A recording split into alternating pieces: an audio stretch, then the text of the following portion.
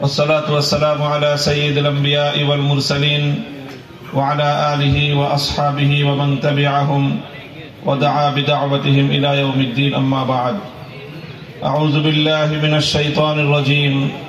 بسم الله الرحمن الرحيم. يا أيها الذين آمنوا كونوا قوامين بالقسط شهداء لله ولو على أنفسكم أو الوالدين والأقربين. নেতা কর্মীরা কিভাবে অকাতরে তাদের জীবন গিয়েছে। সবচেয়ে মর্মান্তিক বিষয় হলো যে অসংখ্য মানুষ যারা গুমের শিকার হয়েছে। একজন মানুষ গুমের শিকার হলে তার গোটা পরিবার কি ভয়ঙ্কর দিনাতিপাত করে সেটা কল্পনা করাও কঠিন। মা বছরের পর বছর, একজন মা তার কলিজার টুকরা সন্তানের জন্য নির্ঘুম রাত কাটায়। কোনো মা হতাশ হতে চায় না, তাকে যতই বলা হোক যে হয়তো তোমার ছেলে নেই, কিন্তু মায়ের মন এটা মানতে চায় না। বছরের পর বছর একজন মা নির্ঘুম রাত কাটায়, এই বুঝি আমার খোকা আমার কোলে ফিরে এলো। রাস্তায় একটি পাতার শব্দ পড়লে মা চিন্তা করে হয়তো বা আমার খোকা রাত গভীরে সে পথ হেঁটে আমার ঘরের দিকে আসছে। এই যে একজন মানুষকে গুম করা কত ভয়ঙ্কর একটা ব্যাপার। সম্প্রতি আয়না ঘরের যে দৃশ্য আমাদের মাননীয় প্রধান উপদেষ্টা সহ রাষ্ট্রীয় ব্যক্তিবর্গ জাতির সামনে উন্মোচন করেছেন, আমরা সেই গুমের রাজ্যে আর কোনোদিন ফিরে যেতে চাই না। বিগত এই সময়টায় যত জুলুম নির্যাতন হয়েছে, সবচেয়ে বেশি ফ্যাসিবাদের আমলে জুলুমের শিকার হয়েছে ইসলাম। সবচেয়ে বেশি জুলুমের শিকার হয়েছে ইসলাম। ইসলামের সঙ্গে যাদেরই সংশ্লিষ্টতা ছিল তারা নির্যাতন এবং অত্যাচারের শিকার হয়েছে, চরমভাবে নিগৃহীত হয়েছে, অধিকার হারা হয়েছে।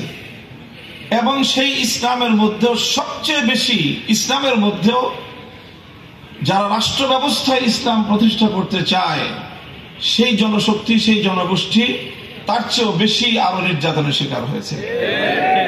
অন্যান্য সকলের উপর এক ধরনের নির্যাতন হয়েছে, ইসলামী নেতৃবৃন্দের উপর, ইসলামী রাষ্ট্র প্রতিষ্ঠাকামী জনশক্তির উপর নির্যাতন বহু মাত্রায় হয়েছে। তাদেরকে শুধুমাত্র জানে মেরে ফেলা হয়েছে তা নয়, বরং প্রত্যেকজন আলেমকে, প্রত্যেকজন ইসলামী নেতৃত্বকে হত্যা করার আগে নানাভাবে তাদের চরিত্র হনন করার পর্যন্ত চেষ্টা করা হয়েছে। আপনার তাকিয়ে দেখুন, যতজন আলেমকে বিচারিকভাবে হত্যা করা হয়েছে, জুডিশিয়াল কিলিং এর যারা শিকার হয়েছে, প্রত্যেকজনের বিরুদ্ধে এমন এমন নিকৃষ্টতম মামলা তারা দায়ের করেছে যে মামলার মাধ্যমে তাদের চরিত্র হনন করাই ছিল উদ্দেশ্য। এই আওয়ামী লীগকে যদি ক্ষমা করে দেয়া হয়, এই দেশ যদি ক্ষমা করে, জাতি যদি ক্ষমা করে দেয়, আল্লাহ পাক এদেরকে ক্ষমা করবেন। ক্ষমা হতে পারে না এই অপরাধে। একজন মানুষকে তুমি খুন করে ফেলতে পারো, সেই মানুষের বংশ প্রজন্মের পর পর, তারা প্রজন্মের পর প্রজন্ম তারা সেই অত্যাচারের দাগ বহন করবে, ক্ষত বহন করে চলবে। এই অত্যাচার এবং এই জুলুম বরদাস্ত করা যায় না। এজন্য এই ইতিহাসটা আমাদেরকে স্মরণ রাখতে হবে এবং বাংলাদেশ সৃষ্টির যে ইতিহাস, আমি বারবার বলি, আমাদের সেই ইতিহাস নতুন করে আজকে আবার পর্যালোচনায় আনতে হবে। বাংলাদেশ সৃষ্টির পিছনে ব্রিটিশের বিরুদ্ধে 190 বছরের সংগ্রামের কথা আমাদেরকে ভুলে গেলে চলবে না। আমি বলি, বাংলাদেশ তিনটি আধিপত্যবাদের বিরুদ্ধে লড়াই করে বিজয় অর্জন করে বাংলাদেশ অর্জিত হয়েছে। প্রথম আধিপত্যবাদ ছিল ব্রিটিশ আধিপত্যবাদ, 190 বছর পর্যন্ত তাদের বিরুদ্ধে লড়াই করতে হয়েছে। তারপরে পশ্চিমবঙ্গের আধিপত্যের বিরুদ্ধে পূর্ব বাংলাকে লড়াই করতে হয়েছে, যুদ্ধ করতে হয়েছে, রক্ত দিতে হয়েছে। তখন এই রবীন্দ্রনাথ বাবুরা তারা এই পূর্ববঙ্গ, ঢাকা বিশ্ববিদ্যালয়ের উত্থানকে ঠেকিয়ে দেওয়ার জন্য সহিংস আন্দোলন করেছিল। ঘোষণা দিয়ে যারা সহিংস আন্দোলন করে তাদেরকে জঙ্গিবাদী বলা হয় না, ইসলামের কথা বলা হলে আজকে জঙ্গিবাদ বলা হয়। এই পশ্চিমবঙ্গের আধিপত্যবাদের বিরুদ্ধে লড়াই করে পূর্ববঙ্গের ইসলাম এবং মুসলমানদের এবং বাংলাদেশের ঢাকার উত্থান ঘটেছে। সর্বশেষ আমরা পশ্চিম পাকিস্তানি খান পাঠানদের আধিপত্যবাদের বিরুদ্ধে লড়াই করে ৭১ সালে মুক্তিযুদ্ধের পরে বাংলাদেশ অর্জন করেছি। কাজে এই ব্রিটিশ বিরোধী আধিপত্যবাদী সংগ্রাম কলকাতার সেই পশ্চিমবঙ্গের আধিপত্যবাদ বিরোধী সংগ্রাম, পশ্চিম পাকিস্তানিদের আধিপত্যবাদ বিরোধী সংগ্রামের পর 53 বছর পরে আবার এ জাতির ছাত্র জনতাকে বৈষম্য বিরোধী সংগ্রাম করতে হলো। এটা জাতির জন্য দুঃখজনক। এটা এই ছাত্র জনতার জন্য গৌরবের অধ্যায় যে তারা বারবার এই জাতিকে বৈষম্যহীন ইনসাফপূর্ণ সমাজ গড়বার জন্য তারা রক্ত দিয়েছে, জীবন দিয়েছে। আমি দীর্ঘ কথা বলবো না। আমি ছাত্র জনতার কাছে, বিশেষ করে ইসলামী বিশ্ববিদ্যালয়ের ছাত্রদের কাছে একটি পয়গাম পৌঁছে দিতে চাই। আপনারা লক্ষ্য করেছেন আজকে বাংলাদেশে যুব সমাজের মধ্যে, সর্বশ্রেণীর তরুণ সমাজের মধ্যে একটি অভূতপূর্ব জাগরণ সৃষ্টি হয়েছে। আমরা যেখানে যাচ্ছি বাঁধ ভাঙ্গা জোয়ার ছুটছে, সেখানে অসংখ্য অগণিত মানুষ, বিশেষ করে ইয়াং জেনারেশন, তারা যেভাবে বাঁধ ভাঙ্গা স্রোতের মতো ছুটছে, বিশেষ করে ইসলামী সমাজ ব্যবস্থার দিকে, এটা অকল্পনীয়, অভাবনীয়, অভূতপূর্ব। কারণ সব রকম সমাজ ব্যবস্থা তারা দেখে সেরেছে। বাংলাদেশ এক সময় সোনার বাংলাদেশ দেখেছে, নতুন বাংলাদেশ দেখেছে, সবুজ বাংলাদেশ দেখেছে, ডিজিটাল বাংলাদেশ দেখেছে, স্মার্ট বাংলাদেশে দেখা গেছেন তিনি। এখন বাকি আছে শুধু ইসলামের বাংলাদেশ দেখতে। সকল জনতা, বিশেষ করে ইয়াং জেনারেশনের মধ্যে আজ বিপুল আগ্রহ এবং উদ্দীপনা। ইসলামকে তারা সমাজ ব্যবস্থায় বিজয়ী আদর্শ রূপে প্রতিষ্ঠিত দেখতে চায়। কোন আদর্শ তাদের প্রকৃত অধিকার, তাদের যে আত্মার প্রশান্তি, এটা উপহার দিতে পারেনি। তাই আজ আমাদের বলা ছাড়াই তরুণ প্রজন্ম তারা আশায় বুক বেঁধেছে যে আগামীর বাংলাদেশে ইসলামকে আরো বলিষ্ঠ জায়গায় তারা দেখতে চায়। এই যে গণমানুষের, তরুণ প্রজন্মের যে বিপুল উদ্দীপনা, এই বিপুল জনশক্তিকে যদি আমাদের সত্যিকার অর্থে কাজে লাগাতে হয়, তাহলে আমাদের প্রশিক্ষিত জনশক্তির প্রয়োজন। এবং সেই প্রশিক্ষিত জনশক্তি অবশ্যই ছাত্র জনতার মধ্য দিয়ে আসতে হবে। ছাত্র জনতারা তারা যদি সংঘবদ্ধভাবে সুপরিকল্পিতভাবে সামনে অগ্রসর হতে পারে, তাহলে তারা কি পারে সেটা বাংলাদেশের 5ই আগস্ট তার জ্বলন্ত সাক্ষী। বড় কোনো রাজনৈতিক দল সে কাজ পারেনি, বড় কোনো নেতারা পারেনি। এই ছাত্র জনতা যা করে দেখিয়েছে। এদেশের মানুষ তো বিশ্বাস করতে শুরু করেছিল যে শেখ হাসিনার জীবদ্দশায় বাংলাদেশে আর কোনোদিন ক্ষমতার পরিবর্তন হওয়া সম্ভব না। বড় বড় রাজনৈতিক দলরা বলেছে যে আমরা শেখ হাসিনার পতনের এজেন্ডা বাদ দিয়ে দিছি। তারা হাত ধুয়ে ফেলেছিল, হতাশ হয়ে গিয়েছিল। এই ছাত্ররা, নতুন প্রজন্ম, তারা সেই বড় বড় রাজনৈতিক নেতৃবৃন্দকে নতুন আশার আলো দেখিয়েছে। কাজে এই ছাত্ররা যদি এই বাংলাদেশের উৎসব মুখর পরিবেশে, এই যে বাঁধ ভাঙ্গা জোয়ার ছুটছে জনতার, এই জনতাকে যদি তারা সংগঠিত করতে পারে, তাহলে আগামীর বাংলাদেশ আসলেই সুন্দর একটি বাংলাদেশ হবে। 47, 71 এবং 2024-এর এই বিপ্লবের ভিত্তিতে আগামীর বাংলাদেশের রূপরেখা তৈরি করতে হবে। হীনমন্যতায় ভুগলে চলবে না। আমি পরিষ্কার ভাষায় বলি, 190 বছরের সংগ্রামের পর সেই 1831 সালের বালাকোটের রণাঙ্গনের শাহাদাত, 1847 সালের সিপাহী বিদ্রোহের রক্ত, সামনে রণাঙ্গনের জিহাদের রক্ত, অসংখ্য অগণিত তিতুমিরের বাঁশের কিল্লা, ফকির মজনু সাহেদের সংগ্রাম, হাজী শরীয়তুল্লাহদের আন্দোলন সংগ্রাম, এই সব কিছুর পর 1947 সালে যখন ব্রিটিশ বিতাড়িত হয়েছিল, তখন তো মীমাংসা হয়েছে, ভাগাভাগি হয়েছে। একটা ভাগ ভারত হয়েছে, আর একটা ভাগ ইন্ডিপেন্ডেন্ট স্টেটস। মুসলমানদের সংখ্যাগরিষ্ঠ মেজরিটি মুসলমান যে এলাকাগুলোতে বসবাস করে, সেই এলাকাগুলোতে মুসলমানদের জন্য আলাদা রাষ্ট্র হবে। লাহোর প্রস্তাবে বাংলাদেশের অবিসংবাদিত রাজনৈতিক নেতা শেরে বাংলা ফজলুল হকের প্রস্তাবনায় সেটা পাশ হয়েছে। যদিও সেখানে দ্বিমত, সেখানে একটা পরবর্তী ঘটনা যেটা ঘটেছে যে আলাদা আলাদা রাষ্ট্র হওয়ার কথা, পশ্চিম পাকিস্তানের সাথে পূর্ব পাকিস্তানকে জুড়ে দিয়ে একটা রাষ্ট্র হওয়ার কথা না, ভিন্ন ভিন্ন যদি দুটি রাষ্ট্র হতো, তাহলে 71-এ পশ্চিম পাকিস্তানিদের বিরুদ্ধে আমাদেরকে লড়াই করে 24 বছর সংগ্রামের মধ্য দিয়ে বাংলাদেশ অর্জন করা লাগতো না। লাহোর প্রস্তাব পাশ হলে 47 সালে বাংলাদেশ হতো।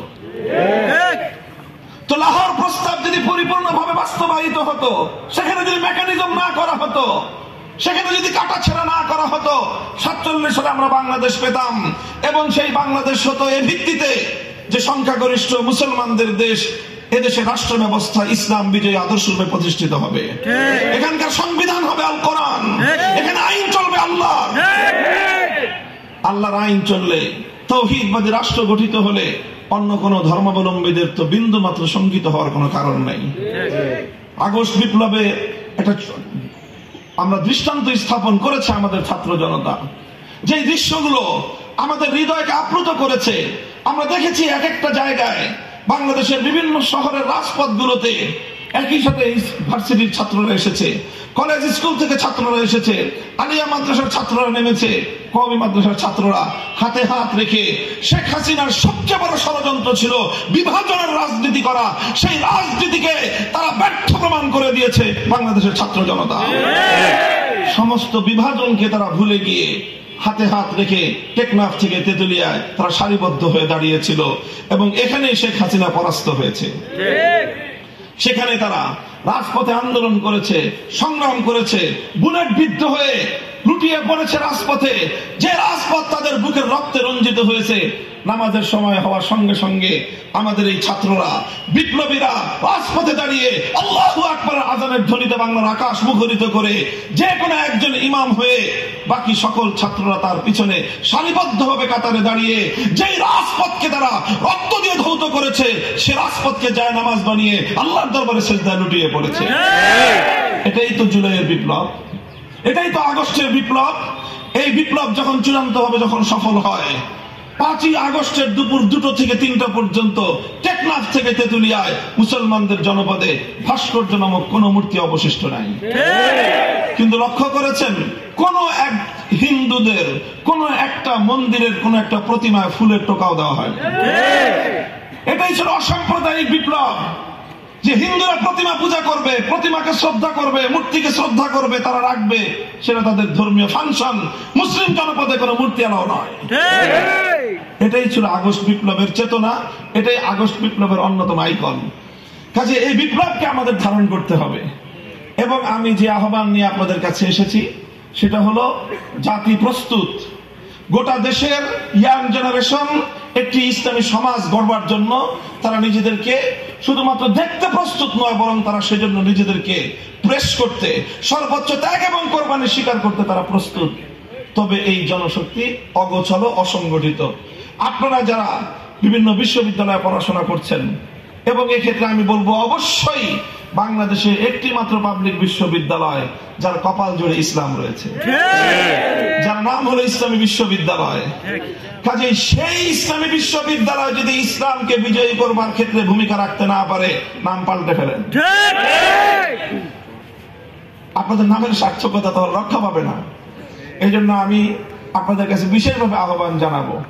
আমরা আগেও বলেছি যে এই যে আমাদের যে সংগঠনগুলো, এগুলি এক একটা প্রতিষ্ঠান, প্রত্যেকটা প্রতিষ্ঠানকে জুড়ে আমরা একটি অভিন্ন লক্ষ্য, একটি আদর্শ বিজয়ের জন্য ইসলামকে রাষ্ট্রীয়ভাবে প্রতিষ্ঠিত করে জাতি, ধর্ম, বর্ণ নির্বিশেষে প্রত্যেকটি সম্প্রদায়ের প্রাপ্য অধিকার যথাযথভাবে নিশ্চিত করার জন্য, যার যার অধিকার তার ঘরে প্রতিষ্ঠিত করার জন্য, পৌঁছে দেওয়ার জন্য আমরা একটি সমাজ বিপ্লব করতে চাই। সেই সমাজ বিপ্লব হবে ইসলামের বিপ্লব। ইসলামী বিশ্ববিদ্যালয়কে নিয়ে সর্বশেষ আমার কথা হলো, অনেকগুলো কথা এসেছে, সেক্ষেত্রে আমিও এর সাথে অত্যন্ত বলিষ্ঠভাবে একমত পোষণ করছি যে এটি শুধু বিশ্ববিদ্যালয় না, এটি ইসলামী বিশ্ববিদ্যালয়। মেডিকেল বিশ্ববিদ্যালয়ে সেখানে যেমনি ভাবে মেডিকেল সায়েন্সের প্রাধান্য পুরোটাই থাকে, বুয়েট ইঞ্জিনিয়ারিং ইউনিভার্সিটিতে টপ টু বটম পুরোটাই ইঞ্জিনিয়ারিং শিক্ষা থাকে। অন্যান্য জেনারেল বিশ্ববিদ্যালয়গুলোতে সেখানে ইসলামের প্রাধান্য আমরা তো দেখছি না, বা এই মুহূর্তে আমরা দাবিও করছি না। কিন্তু অবশ্যই ইসলামী বিশ্ববিদ্যালয় এর আগাগোড়া সব জায়গায় ইসলামকে ধারণ করা চাই। যদি ইসলামকে ধারণ না করা যায়, তাহলে ইসলামী বিশ্ববিদ্যালয় নামের সার্থকতা থাকে না। এই জন্য এখানে প্রশাসনিক ব্যক্তিবর্গ রয়েছেন, রাষ্ট্রীয় পলিসি এবং সিদ্ধান্তের বিষয় রয়েছে। আমরা আমাদের জায়গা থেকে কাজ করব, এবং আভ্যন্তরীণভাবে এখানকার শিক্ষক মন্ডলী এবং প্রশাসনিক ব্যক্তিবর্গ যারা রয়েছেন, ছাত্র জনতা সকলেই আমরা এই বিষয়টাকে, ইসলামী বিশ্ববিদ্যালয়কে টপ টু বটম সকল ক্ষেত্রে ইসলামকে ধারণ করবার, এবং যে যেই সাবজেক্ট নিয়ে পড়াশোনা করুক প্রত্যেকের জন্য একটা কম্পালসারি ইসলাম শিক্ষার একটা ব্যবস্থা যেন থাকে। একজন শিক্ষার্থী ইসলামী বিশ্ববিদ্যালয় থেকে গ্রাজুয়েশন কমপ্লিট করার পর, মাস্টার্স কমপ্লিট করার পরে এমন যেন না হয় যে বাংলাদেশের অন্য সব পাবলিক বিশ্ববিদ্যালয়ের যারা অ্যালামনাই বা যারা এখানে অন্যান্য বিশ্ববিদ্যালয়ের গ্রাজুয়েটরা যেই পর্যায়ের ইসলাম সম্পর্কে অনভিজ্ঞ থাকে, অজ্ঞ থাকে, ইসলামী বিশ্ববিদ্যালয়ের গ্রাজুয়েটরাও যদি সেই ব্যাপারে অজ্ঞই থেকে গেল, তাহলে এটা ইসলামী বিশ্ববিদ্যালয় হওয়ার সার্থকতা দেখা যায় না। এই বিষয়টুকু আমার পক্ষ থেকে ইসলামী বিশ্ববিদ্যালয় কর্তৃপক্ষের কাছে অনুরোধ থাকলো। আপনাদের সকলকে আবারও আমার পক্ষ থেকে, আমার সংগঠনের পক্ষ থেকে এবং বাংলাদেশ খেলাফত মজলিসের পক্ষ থেকে আপনাদের সকলকে আন্তরিক অভিনন্দন জানাই। খুব সংক্ষিপ্ত সময়ের আয়োজনে আপনারা যেভাবে বিপুলভাবে সাড়া দিয়েছেন, সুন্দরভাবে আমাদের এখানে উপস্থিত হয়ে আমাদের বক্তব্য শুনেছেন, সময় দিয়েছেন, এজন্য আমার পক্ষ থেকে আবার আপনাদেরকে আন্তরিক অভিনন্দন এবং শুকরিয়া জ্ঞাপন করে আমার বক্তব্য শেষ করছি। ওয়া আখিরু দাওয়ানা আলহামদুলিল্লাহি রাব্বিল আলামিন। সুবহানাল্লাহি ওয়া বিহামদিহি, সুবহানাকাল্লাহুম্মা ওয়া বিহামদিক, আশহাদু আল্লা ইলাহা ইল্লা আনতা আস্তাগফিরুকা ওয়া আতুবু ইলাইক। ইয়া হাইয়্যু ইয়া কাইয়্যুম।